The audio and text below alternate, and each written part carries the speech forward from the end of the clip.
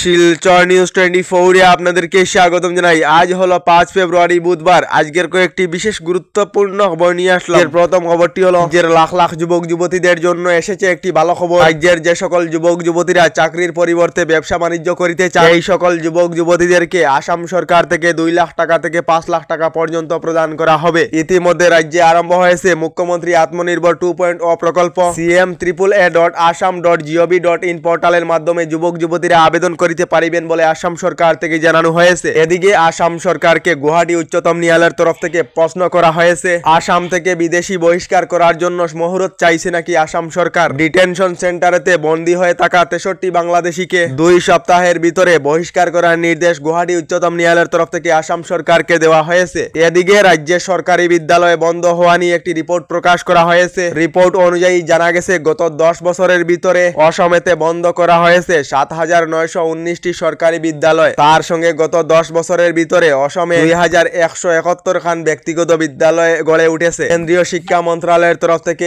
এই রিপোর্ট প্রকাশ করা হয়েছে। এদিকে দিল্লিতে আজ বিধানসভা নির্বাচনের ভোট গ্রহণ হবে। নির্বাচনী আচরণ বিধি উল্লঙ্ঘার কারণে 1076টা কেস হয়েছে এবং 34250 জন লোকেদেরকে গ্রেফতার করা হয়েছে। এদিকে কেন্দ্রীয় হিলাল কমিটির তরফ থেকে পবিত্র শবে বরাতের দিন ঘোষণা করা হয়েছে। আগামী 13 ফেব্রুয়ারি দিবাগত রাত্রি পবিত্র শবে বরাত ঘোষণা কেন্দ্রীয় হিলাল কমিটির। এদিকে আবারও আমেরিকার ডলারের পরিবর্তে ভারতের টাকার পতন হয়েছে। সর্বকালের অভিলেখ গড়ে $1 বিপরীতে ভারতীয় টাকার মূল্য 87.16 টাকা হয়েছে। তার ফলে বিদেশি বস্তুর মূল্য অনেকটাই বৃদ্ধি হবে বলে খবর। এদিকে দেশের কৃষক সকলদের জন্য এসেছে একটি ভালো খবর। কেন্দ্রীয় সরকারের বাজেটে কৃষকদের জন্য বৃহৎ ঘোষণা করা হয়েছে। এবার থেকে কৃষকদের কিষাণ কার্ডের লিমিট 3 লাখ টাকা থেকে 5 লাখ টাকা পর্যন্ত বৃদ্ধি করা হয়েছে। এদিকে মণিপুরের মুখ্যমন্ত্রী এন বীরেন সিং এর একটি অডিও ক্লিপ ভাইরাল হয়েছে। এবার এই অডিও ক্লিপ ফরেনসিক স্টেটমেন্টের জন্য পাঠানো হয়েছে। কারণ হলো মণিপুরের হিংসায় জড়িত রয়েছেন মুখ্যমন্ত্রী এন বীরেন সিং বলে খবর এসেছে। এদিকে মুখ্যমন্ত্রী ডক্টর হিমন্ত বিশ্ব শর্মার বৃহৎ ঘোষণা। গ্রাম অঞ্চলের পর এবার শহর নগর অঞ্চলেতে নতুন অরুণোদয়ের আবেদন প্রক্রিয়া আরম্ভ করা হবে। গ্রাম অঞ্চলের সব নতুন অরুণোদয় প্রকল্পের হিতাধিকারীরা আগামী ফেব্রুয়ারি মাসের 10 তারিখ থেকে অরুণোদয় প্রকল্পের টাকা মহিলারা লাভ করিবেন বলে ফেসবুক লাইভের মাধ্যমে জানিয়েছেন মুখ্যমন্ত্রী ডক্টর হিমন্ত বিশ্ব শর্মা। আপনারা অরুণোদয় 3 প্রকল্পে আবেদন করেছিলেন নাকি কমেন্ট একটি করে নিশ্চয় জানাবেন। এদিকে আত্মসহায়ক গোট অর্থাৎ